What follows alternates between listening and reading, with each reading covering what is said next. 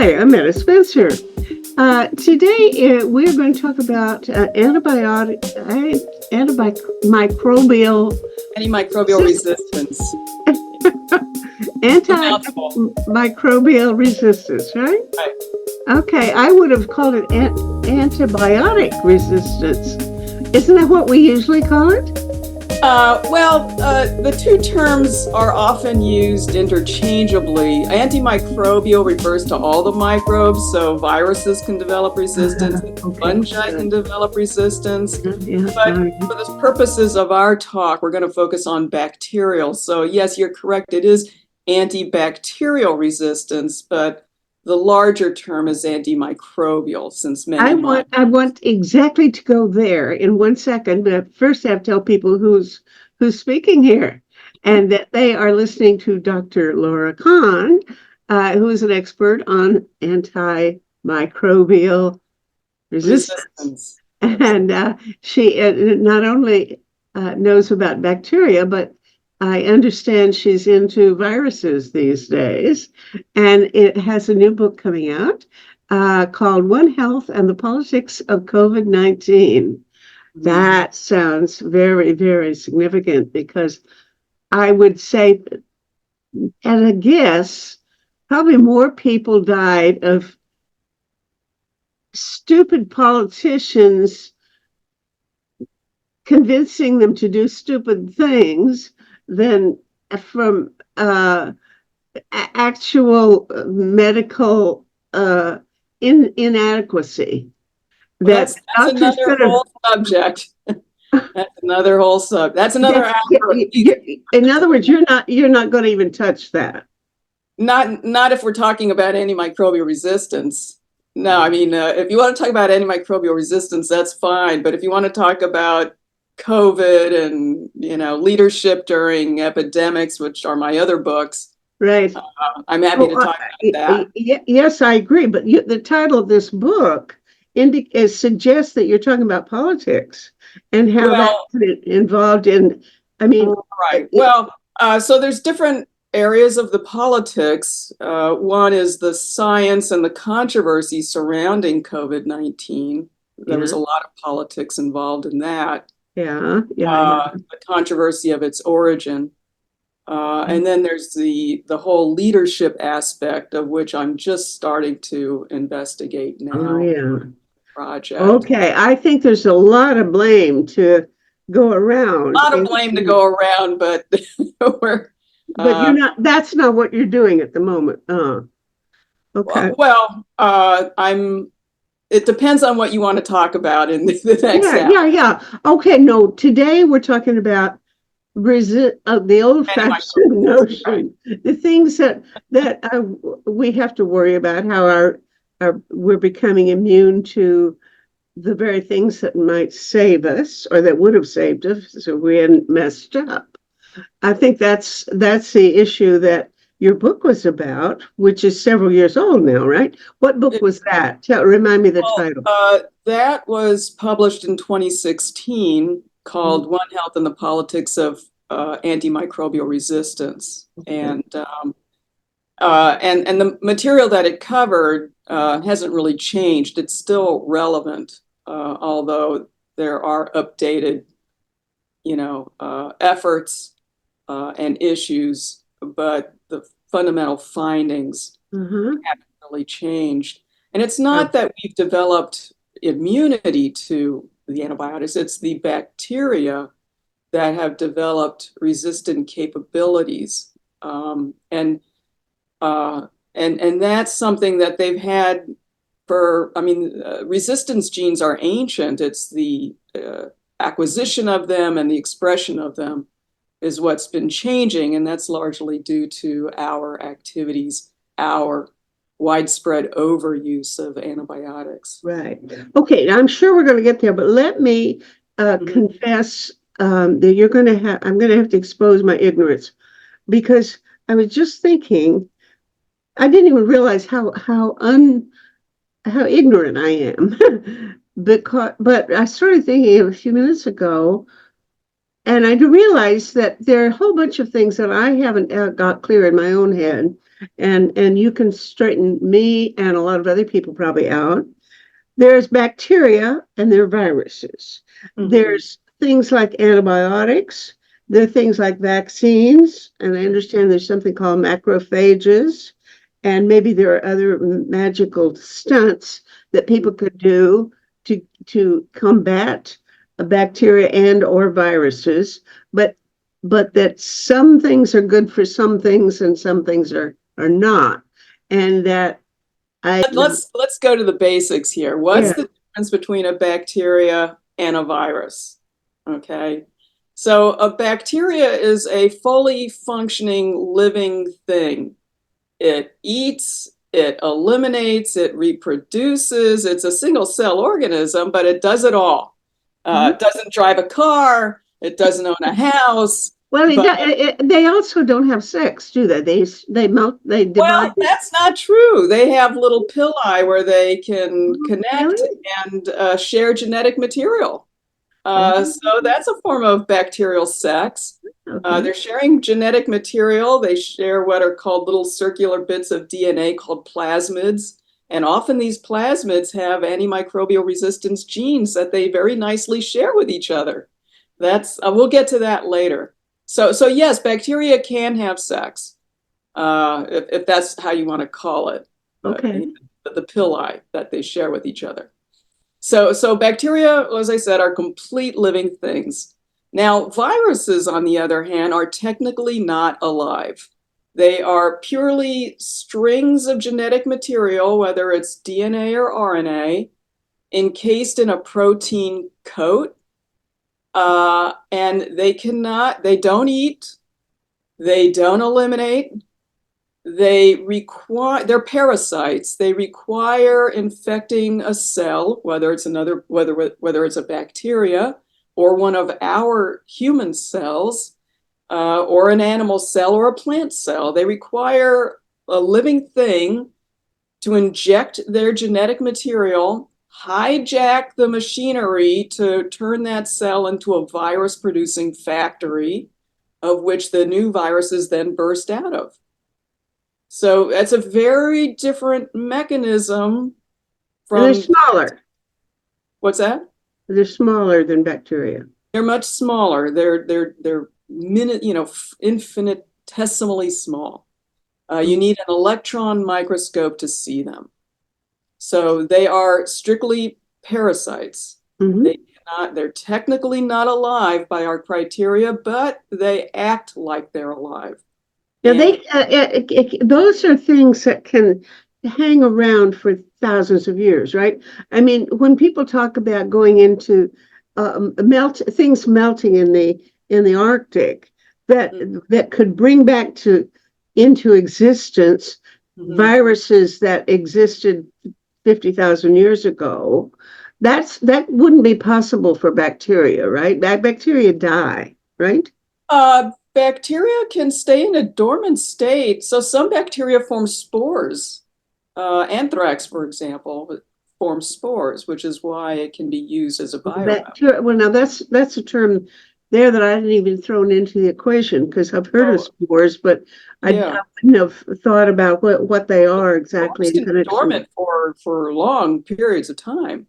Really? So And a spore, I mean, different. A spore is what compared? It's not a bacteria. Well, think of a seed. You see some plants develop really hard seeds. Macadamia nut, for example. You need a vise to crack those things.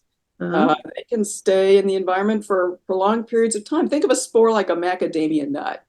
It's very hardy. It survives in the environment, or it lives, exists in the environment, and it waits for the right conditions in order to convert to its, metabolically active form. So bacteria. And that's where bacteria could be hiding. Yeah, if they form spores, that's correct. And viruses can, bits of DNA. There's evidence that bits of DNA can, travel interplanetary travel. There's been No some kidding. speculation that maybe life started somewhere else and came to this planet. But I digress. That's another whole subject. Oh, let's come back and talk about that. I'm not an expert in interplanetary genetic travel. Okay. It's just, what a theory, rather than saying, oh yeah, life started here on Earth, we'll kick the can. It must have started on another planet and came here. We just don't know. Okay. There's All right. speculation. That is a lovely conversation, but I will Stuff skip. in Okay, science. now we've got viruses and bacteria, Mhm. and viruses can be inside bacteria then too. That's right. So the virus's goal is to make more viruses. And in order for them to do that, they have to inject their genetic material into a cell, whether that cell's inside us, whether that cell's inside another animal or a plant or a bacteria. Different viruses have evolved to infect specific things. Now, there are no all-purpose viruses. In other words, one that would work as well on a plant as on in my nose or something. I'm actually not sure. I don't want to say never, never say never. Okay. Um, Now, fungi, there are fungi that can infect across the species divide. There are fungi that can infect uh, plants and animals. I believe that there are some viruses that can as well, but I don't Hold have it on off now. the top Now of my you've head. thrown, besides spores, you've Mhm. got more things in this equation because I hadn't thought about fungi. Fungi are not bacteria. They're Right, not and viruses. the They're the not tree of spores, but right. they are bad news. Well, not always. No, we rely on fungi for bread. Yeast are Right. fungi, for example. We rely on it for baking, for beer production. So, we rely on these microbes. And in fact, there are plenty of good microbes that are in our gut, the gut microbiome, that are as important for our health and well-being as our human cells. So, we live in a microbial world. Our bodies are mostly microbial.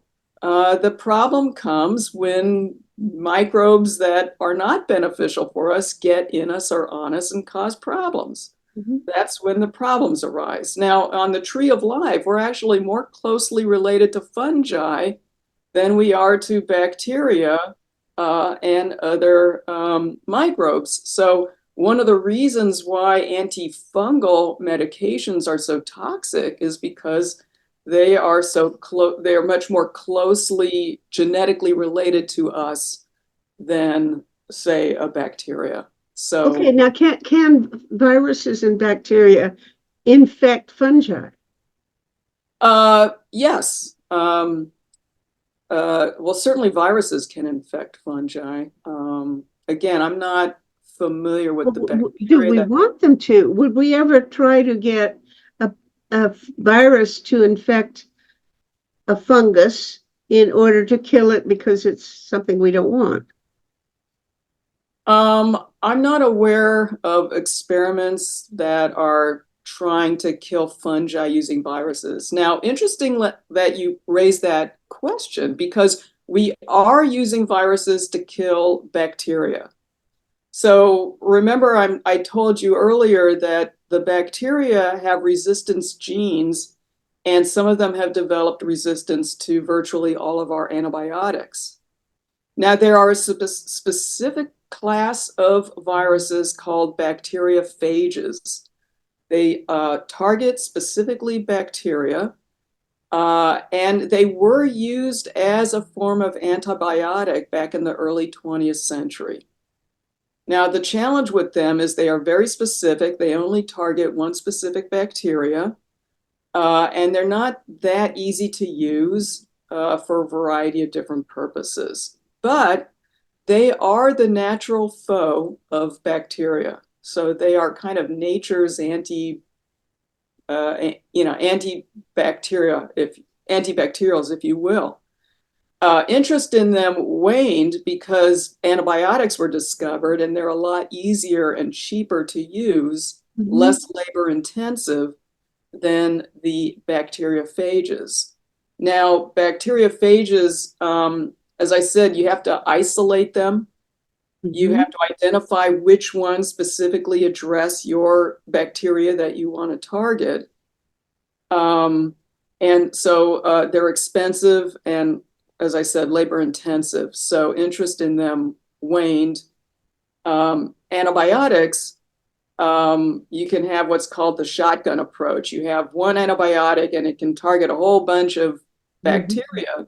The challenge with that is you're killing off the good with the bad. So we have a lot of problems with antibiotics, is if you give antibiotics, you're killing off ideally mostly the bad, but if you're also killing off the good, then you can have really mess up the microbiome that we rely on for health. So there's growing interest as antimicrobial resistance gets worse. There's growing interest in developing these bacteriophages as either adjuncts or possibly substitutes for antibiotics. Well, then would they try to set up a system where they have, they collect 1,000 different bacteria that might be dangerous to somebody, and in advance start growing what are the phages that kill each one and keep them going and handy, ready for somebody to come along and say, I need a one of those, that one, because I've got this new disease. Would they be able to do a thing like that, or what would they do? I've heard that it takes like weeks or something for them to get ready to use something on a person, because they have to take a culture of the person's bacterium. Well, you have it's personalized. It's personalized healthcare, similarly to personalized cancer care.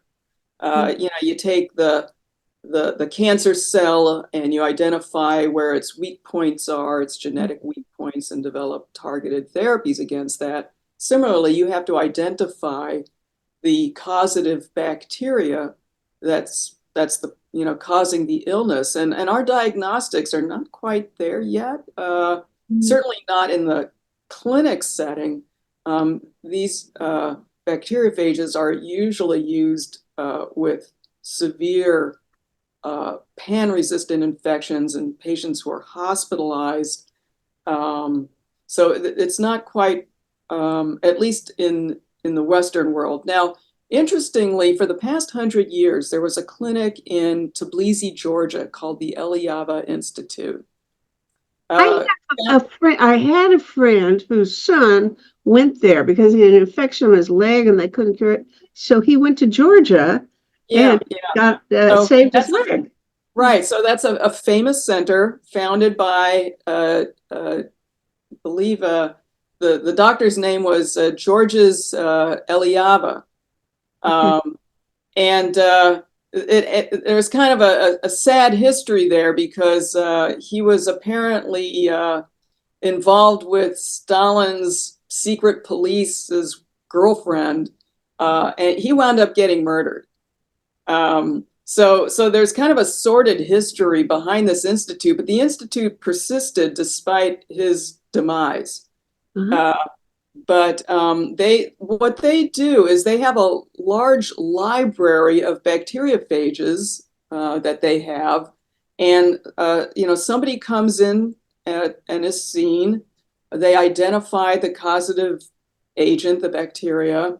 They go to their library and they find the best match, and they create a cocktail of several different bacteriophages to use, either topically or you ingest or you inject. There's different ways to administer it.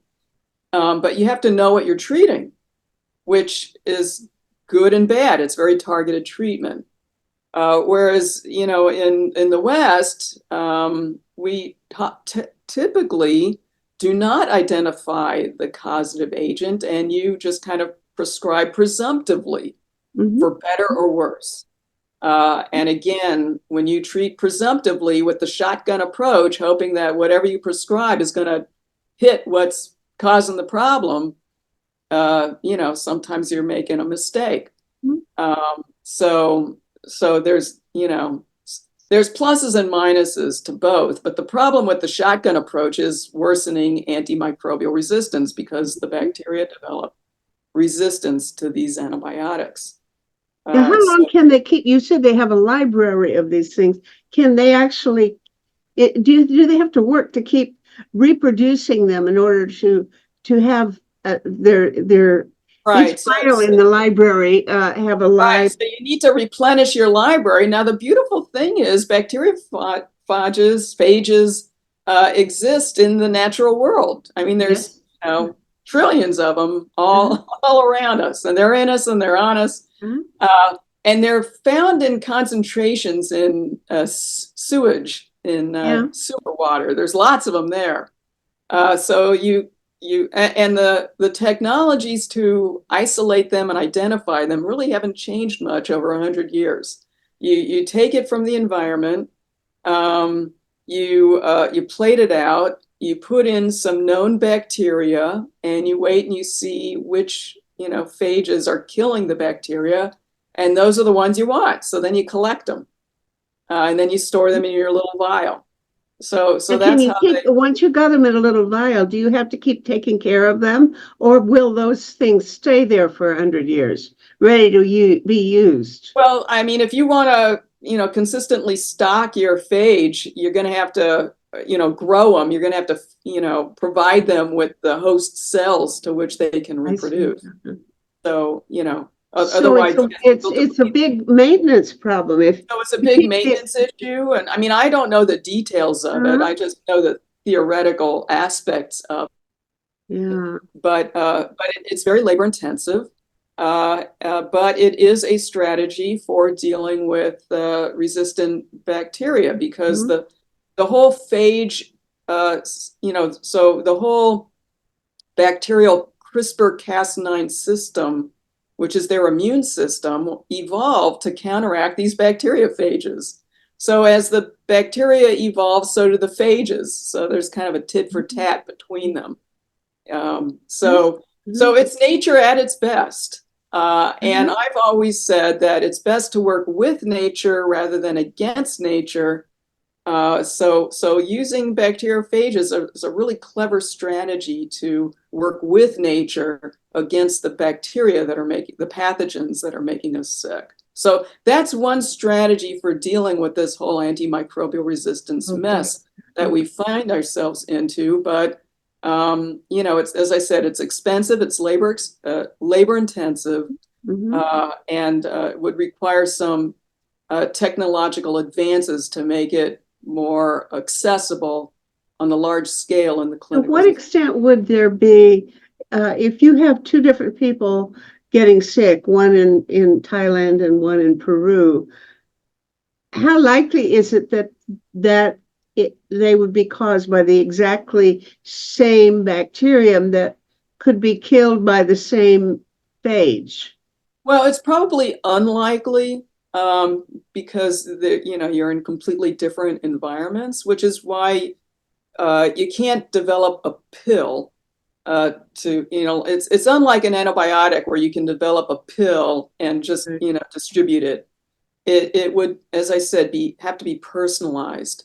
So you would have to have a phage center located in many different places where people could go and get personalized treatment. Now, would they vary according to geography? In other words, I said in Thailand and Peru, but let's say in the same town in Thailand, is it more likely that if two people came up down with a disease that it would be caused by the same bacteria because the bacteria are hosted in a particular environment? And therefore, let's say they got food poisoning, they ate the same food. Very likely it's the same bacteria. If they got a skin infection from some place in the soil or scratch from, kitten, that it's really situational whether or not they've they're, developing the same infection from the same microbe or not. Okay. And the alternative, maybe the only one to the approach of trying to develop this phage technology would be hunting for new antibiotic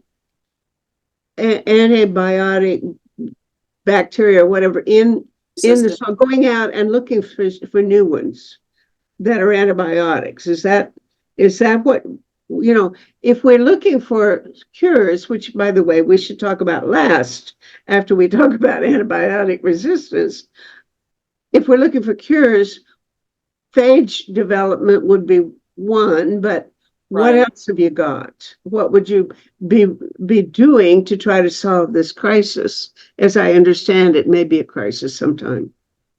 Well, I've always been a strong proponent of prevention. So one of the big challenges that we face that we don't like to talk about is all of our wastes. Now, there are 8 billion humans and growing on the planet. We have 30 billion terrestrial food animals. And collectively, we produce about at least 4 trillion kilograms of fecal waste every year. These fecal wastes and our sanitation systems are only designed to process human waste, not animal waste, even though animals produce around 80% of this 4 trillion kilograms of fecal waste. For the livestock, you've got these huge manure lagoons. We've got companion animals that are defecating. In some parts of the world, they don't have good sanitation systems for humans, much less for the animals. So the more microbially dense our environment is, we get foodborne infections, we get waterborne infections, we've got contaminated soils. These fecal microbes are contaminating the atmosphere with methane and nitrous oxide, which are greenhouse gases. So we have to talk about that. We have to talk about prevention. We need to learn how to live in our microbial world better.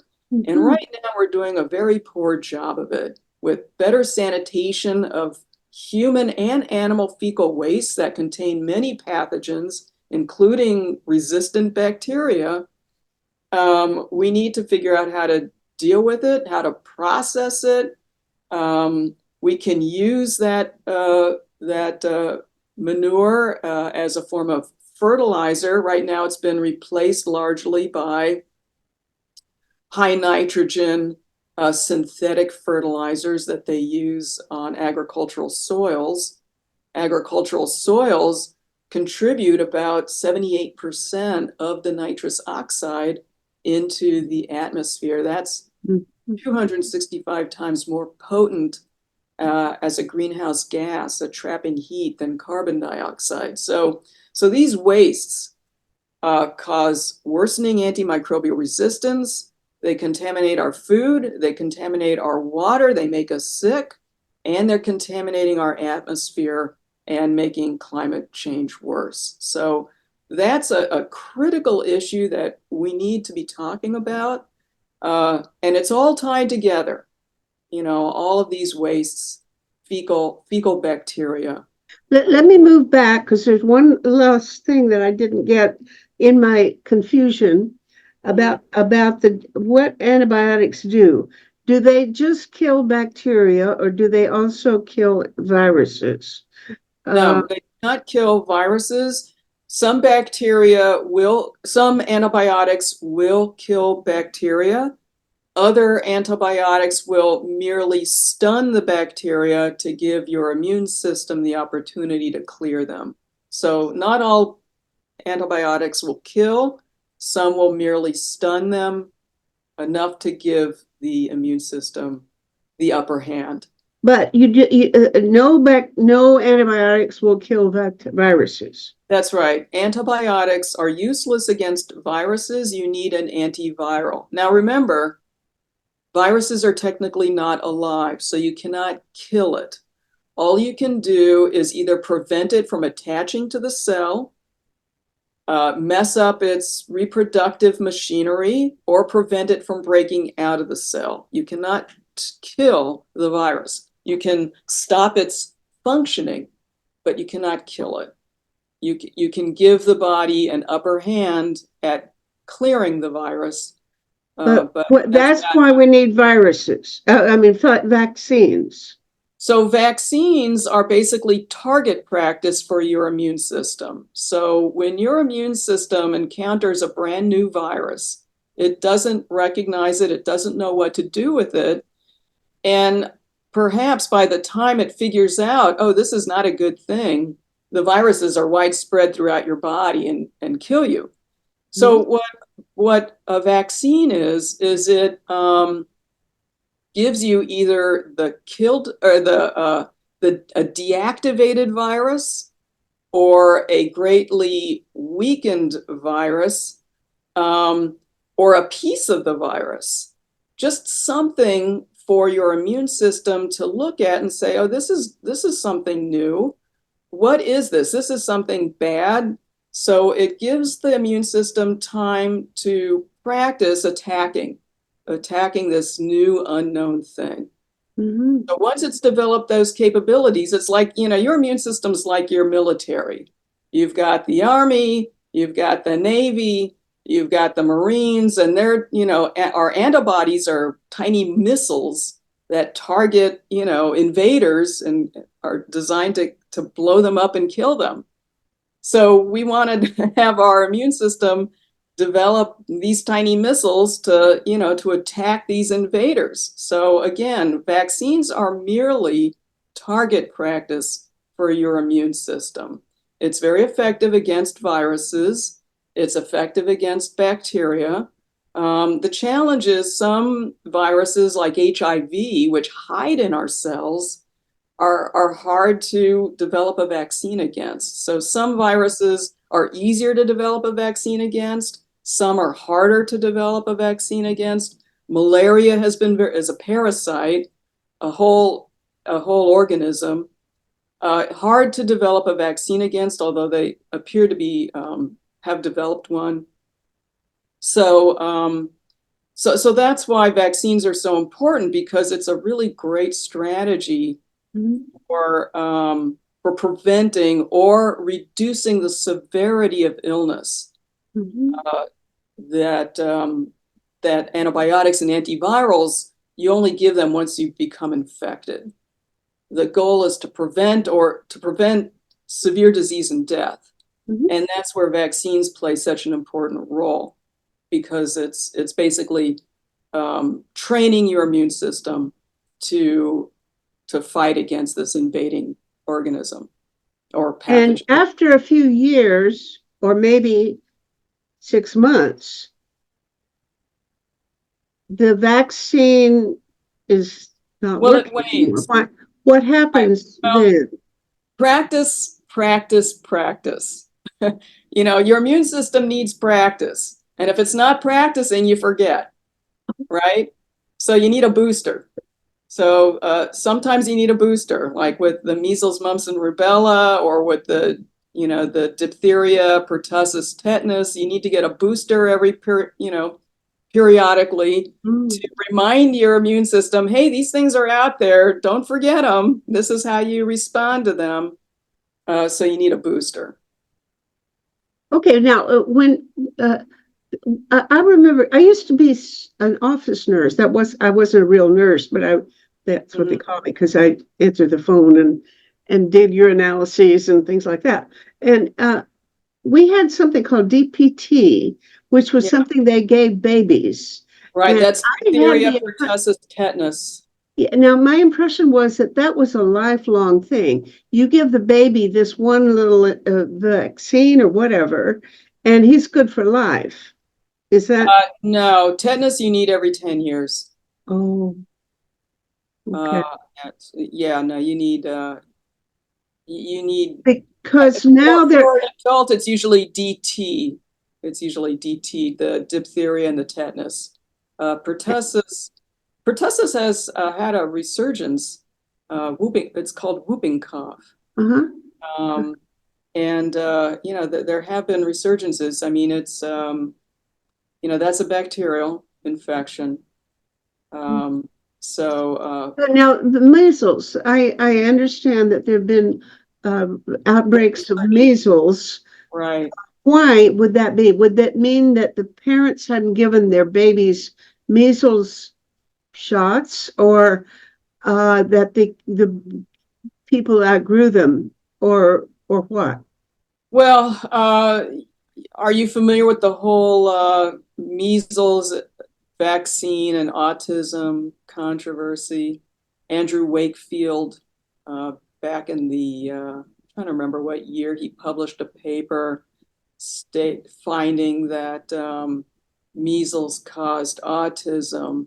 His paper Oh, was that thing. Yes, the whole thing that all these anti-vaxxers right. They believe latched in. onto that. Yeah. So that caused significant damage in the public's perception and trust of vaccines. Oh.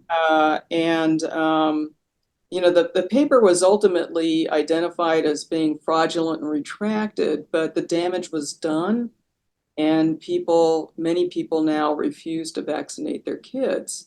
So we're seeing a resurgence of measles. Now, these pathogens are out there just because we've been vaccinated, and we require what's called herd immunity, to break the chain of transmission. Measles is one of the most communicable Mm-hmm. viruses there is. It's got an R0. It's got one sick person can infect up to 18 or more people just by walking in the room. Mm-hmm. Mm-hmm. Very, very contagious. So you want to break the chain of transmission. One way is social distancing, which is not fun. Another is to vaccinate children so that they don't get sick. But if people stop vaccinating their kids, then that chain of transmission is going to continue, and people will get sick. Mm-hmm. So that, in my opinion, the people who refuse vaccination are really antisocial. I mean, that is like culpability, because you're gonna. But anyway, that's, the arguments that I'm That's a sure we all social had. issue. We are a very individual here in the U.S. We are a very individualistic country, not thinking about the Mm-hmm. common good, for better or worse. And that's been shown to very severe effect during the COVID pandemic. Uh, Mm. So they're not every country has a batch of anti-vaxxer people causing controversy. well, It's some mostly the countries have U.S. more than others. Let's put it that way. Okay. Okay. Well, now I started by derailing you from where we would have probably gone logically, but maybe we ought to fill in all of the gaps that I, avoided by bringing it up, because I'm sure that your book was about. Well, give us your book, your argument in that Which book? antibiotic The one on resistance. antimicrobial resistance. Yeah, not about viruses on our COVID now. The one that Right. you did some 10, 15 years ago. Right. Well, part of the politics of antimicrobial resistance is that the medical community was blaming the veterinary community as they were the cause of antimicrobial resistance, and the veterinary community was blaming the medical community. So everyone was pointing fingers at each other. Ah, okay. And the bottom line is everybody's using too much antibiotics. There's a lot of overuse in human medicine. There's a lot of overuse in veterinary medicine. There's tons of use in agriculture, both animal agriculture and plant agriculture. Nobody talks about the plant agriculture, but a lot of plants are getting sprayed with antibiotics Well, to protect. that is, yeah. Well, why do we care if they overuse it on plants? Because we don't catch plant disease. Well, but if it's a bacteria that can infect across, uh, you know, if you're spraying it in the environment, I think, let me just back up for a minute. Hmm. Antimicrobial resistance has been found to be ancient and everywhere. These resistance genes have been found in the Arctic, in the Antarctic, uh, in places that have never seen human anthropogenic antibiotic use or exposure. Mhm. So, what we long thought that antibiotics were, we thought bacteria would have kind of a chemical warfare against each other for survival in the environment, in the soil. But it appears to be much more subtle than that. These bacteria use minute amounts of these chemicals as a form of communication with each other, not warfare, communication. They communicate through chemicals, and the chemicals that they use are these little bits of antibiotics. So now what we've been doing is we've been blasting the environment with our antibiotic use. And it's in our urine, it's in our feces. Now remember, we're producing over 4 trillion kilograms of fecal matter. It's going out into the environment, into the soil. And it's affecting the microbiome of the planet in ways that we don't fully understand. But what the bacteria are doing is, remember we talked about the bacterial sex earlier in Yeah. our conversation? They are very cooperatively sharing their resistance genes with each other through bacterial sex. They're increasing their expression of these ancient genes to counteract our effect of our overuse. Now, to make this an analogy, I talk to you, we communicate through sound primarily. We're talking to each other, right? Yeah. And I'm talking to you in a low, moderated voice.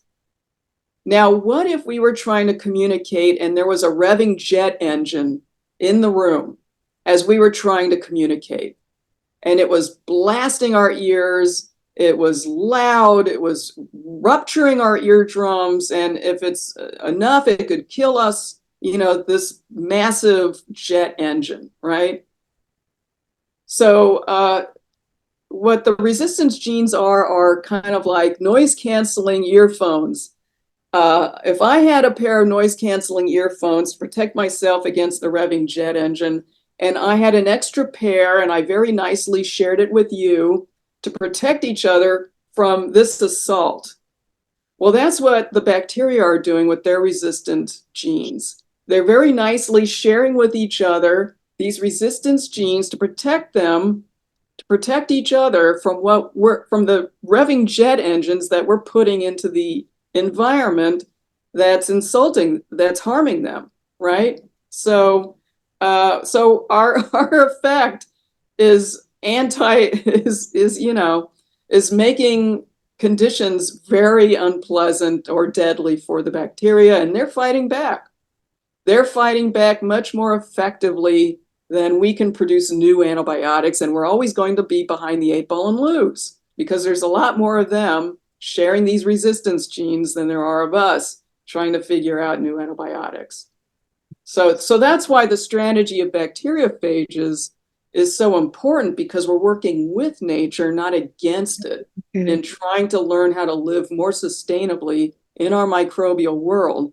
But to do that, we need to clean up our microbial world with all our fecal wastes, and we need to. Now the stuff that we've already put out there in the environment, the waste that is already there, how long is that going to be causing trouble for these little friends of ours that are that we don't want to kill, and we want them to return to normal?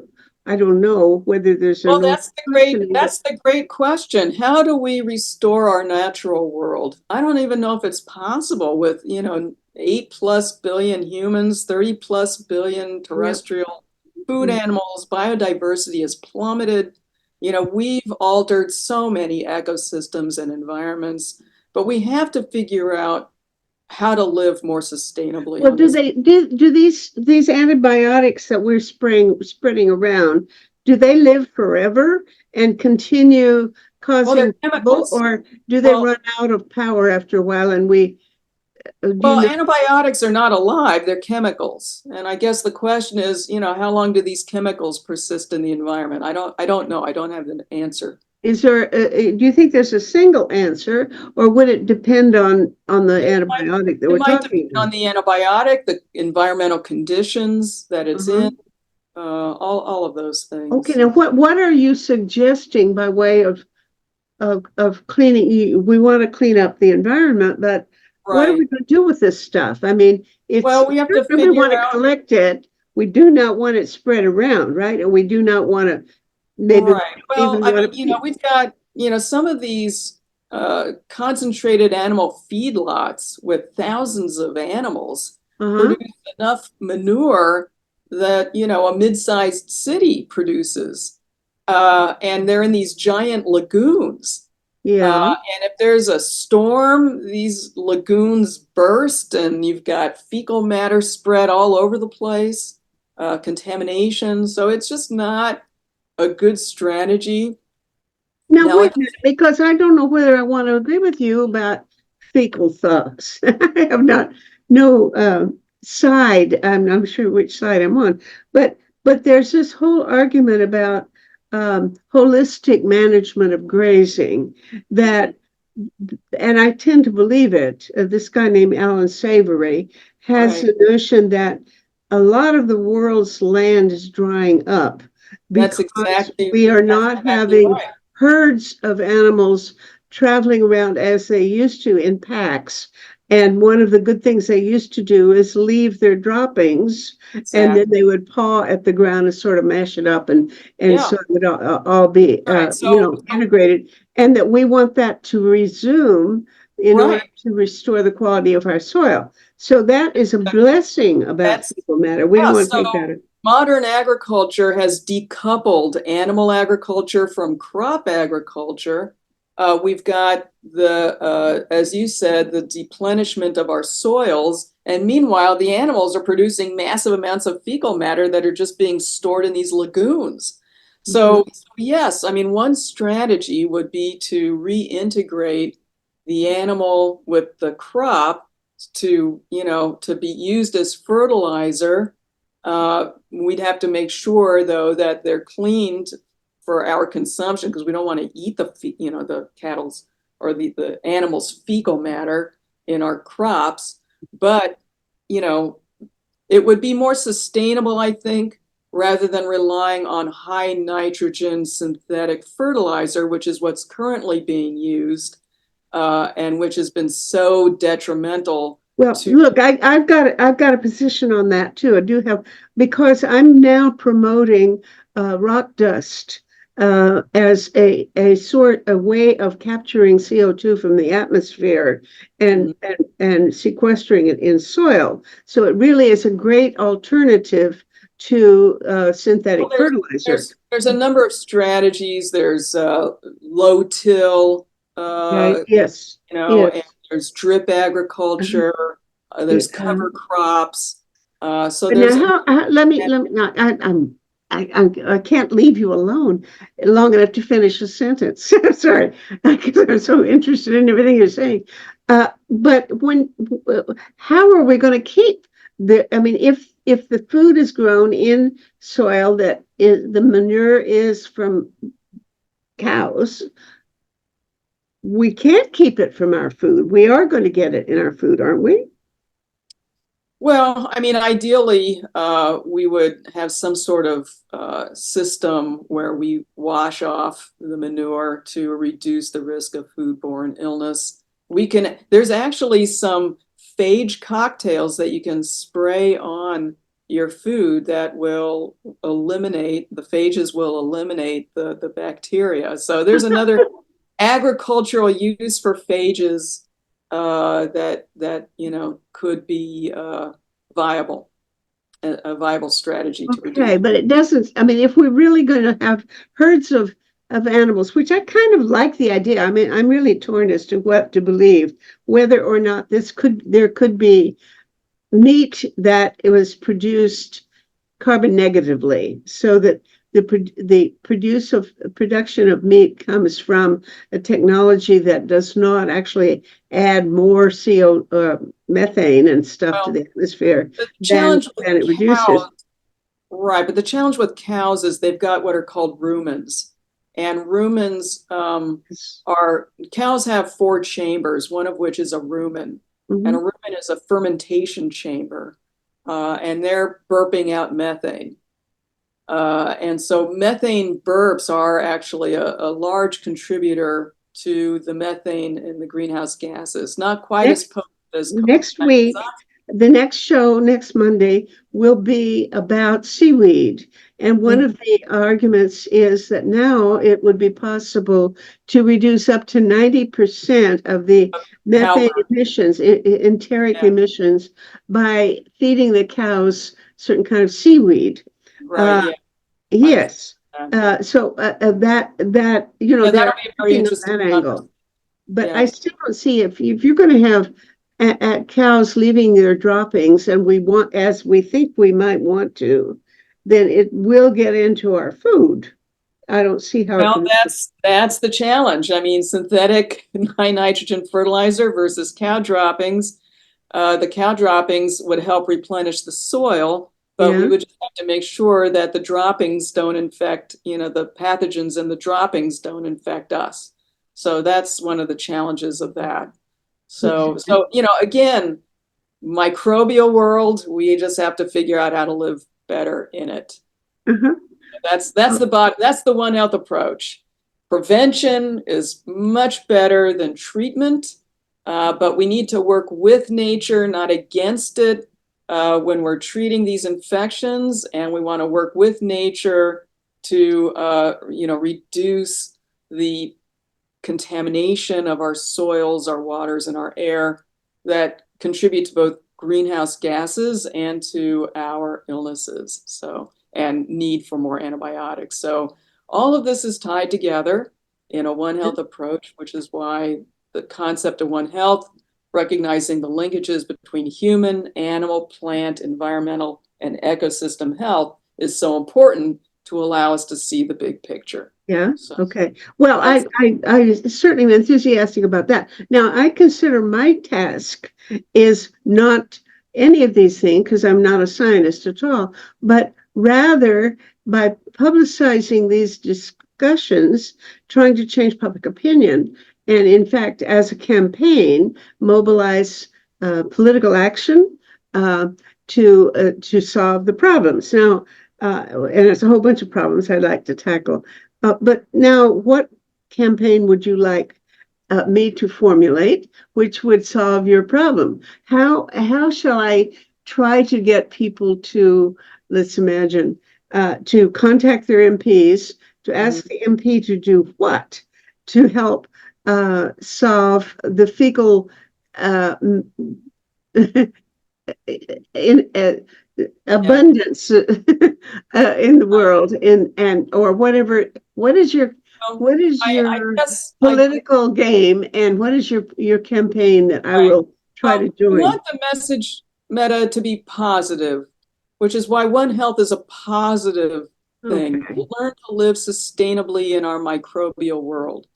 And to do that, we need to learn how to live sustainably within our microbial bodies, the microbes on the plants, on the animals, in the soils, the ecosystems, the world around us. And so we need to clean up all these fecal wastes.